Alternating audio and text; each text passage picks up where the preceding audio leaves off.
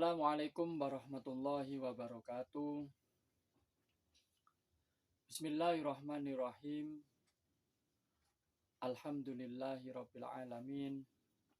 Wassalatu wassalamu ala asrafil anbiya wal mursalin. Sayyidina wa habibina wa syafi'ina wa qurrati a'yunina wa maulana Muhammadin sallallahu alaihi wasallam.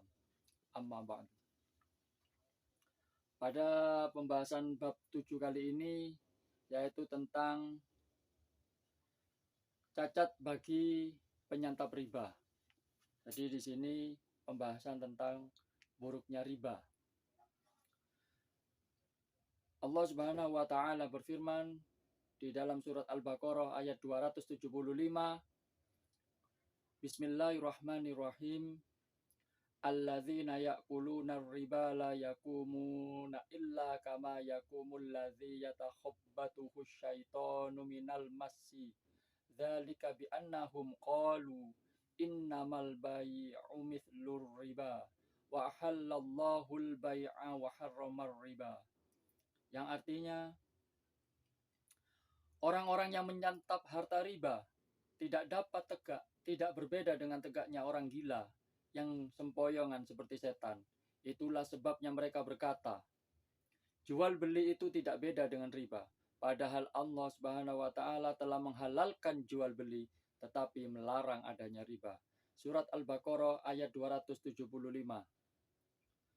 Dari Zaid bin Habab, Nabi Shallallahu alaihi wasallam bersabda, siapa yang berselawat kepadaku, wajib baginya memperoleh syafaatku. Tertuang dalam kitab Syifa. Inilah sholawat yang harus dibaca. Allahumma sholli ala Muhammad wa anzilhul munzalal muqarraba indaka yaumal qiyamah. Yang artinya, ya Allah, tetapkanlah sholawat atas Nabi Muhammad dan dudukanlah ia di tempat terdekat di sisimu kelak di hari kiamat.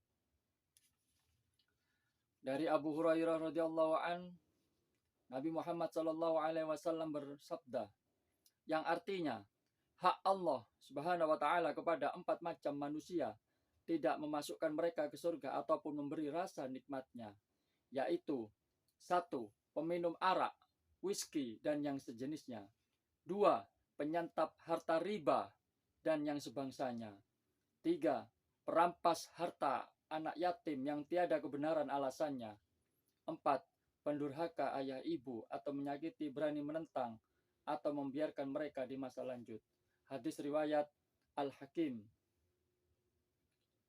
Menanggapi hadis tersebut ada 2 takwil atau penjelasan diantaranya. 1. Bahwasanya ia mahmul atau terangkat atas orang yang mengerjakannya kemudian ia minta dihalalkan. 2. Mereka tidak dimasukkan pada trip pertama di surga ketika orang-orang beruntung dan ahlus salamah memasukinya.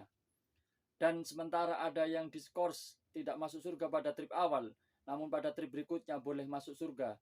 Dan ada pula yang tanpa skors karena beruntung memperoleh ampunan dari Allah Subhanahu wa taala. Dari Abu Hurairah radhiyallahu an, Nabi Muhammad sallallahu alaihi wasallam bersabda, yang artinya, jauhilah 7 perkara yang membinasakan. Para sahabat bertanya, apa saja 7 perkara itu ya Rasulullah? Jawabnya yaitu syirik kepada Allah, tenun, santet atau sihir, dan sebangsanya.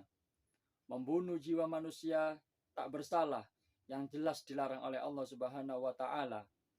Menyantap harta riba, merampas dan makan harta anak yatim, menentang dan kabur dari medan laga menghadapi musuh atau kafirin, dan menuduh wanita-wanita mukmin yang lengah dengan tuduhan berzina. Al-Hadis. Dari Abdullah bin Mas'ud radhiyallahu an, Nabi Muhammad sallallahu alaihi wasallam bersabda, perut bisa besar terasa ada orang-orang lain. Perut besar terasa ada orang-orang lain, maka tegaklah mereka. Dan perut-perut besar mereka seolah-olah mendorongnya hingga jatuh terpelanting. Ketika mereka berusaha hendak tegak, maka perut-perut mereka pun seolah-olah mendorong lagi hingga jatuh lagi. Akhirnya mereka tidak mampu kembali ke tempat asal dan didesak oleh keluarga Fir'aun. Mereka hanya dapat maju mundur. Demikian azab mereka di alam kubur atau alam barzah. Nabi Muhammad SAW bersabda, keluarga Fir'aun menghayal dan berkata, "Ya Tuhan, janganlah terjadi hari kiamat selamanya." Firman Allah Subhanahu wa taala, "Lemparkanlah keluarga Fir'aun ke jurang siksa terpedih." Aku berkata kepada Jibril, "Siapakah mereka itu?" Jawabnya, "Mereka adalah para penyantap riba dari umatmu." Sebagaimana firman Allah Subhanahu wa taala di dalam surat Al-Baqarah ayat 275, yang artinya mereka tidak mampu tegak, tidak berbeda dengan tegaknya orang gila yang sempoyongan seperti setan. Samurah bin Jundub radhiyallahu an berkata, adalah Rasulullah Shallallahu Alaihi Wasallam setelah selesai sholat subuh, wajahnya dihadapkan kepada kami lalu bertanya, adakah di antara kalian yang semalam bermimpi? Lalu dikisahkan hal-hal yang demikian, maka dikisahkan hal-hal yang dikehendaki Allah Subhanahu Wa Taala kepadanya. Lain hari beliau Shallallahu Alaihi Wasallam bertanya, adakah di antara kalian yang semalam bermimpi? Kami menjawab, tidak ada ya Rasulullah. Sabdanya, sungguh semalam aku bermimpi melihat dua orang yang mengajakku keluar ke bumi Muqaddas. Lalu kami pergi bersama hingga sampai ke sebuah sungai penuh darah, dan seorang pria tegak, sedang di pinggirnya seorang pria lain memegang batu sambil mengamati pria yang tegak di sungai itu. Apabila ia hendak mendarat, segeralah batu dilemparkan pada mulutnya oleh pria di pinggir sungai tersebut, hingga ia ke tengah lagi. Demikian seterusnya yang diperbuat oleh kedua pria di sungai berdarah tersebut. Maka hal ini kutanyakan kepada Jibril. Jawabnya, pria yang di tengah sungai dan dilempari batu itu adalah orang yang suka menyantap harta riba. Hadis riwayat Bukhari.